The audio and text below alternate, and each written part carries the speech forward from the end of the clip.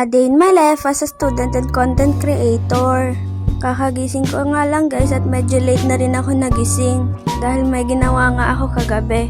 Nag-check nga lang ako ng time at ngayon nga 9:35. Tinignan ko na nga rin ang mga notification ng social media platforms ko. Ayan nga yung TikTok account ko guys, i-follow nyo na.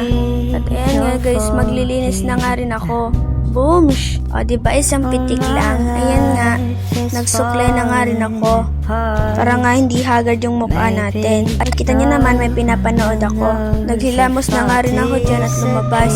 Hati nga rin ang oras ko dahil sa pagiging content creator at student. Wala nga akong klase kaya ayan, nag-promote na nga rin ako ng mga kung ano-ano. Meron pa nga ako i-promote mamaya kaya ayan, nag-curl lang ako ng buhok para maganda yung buhok ko sa video ko mamaya na i-post ko.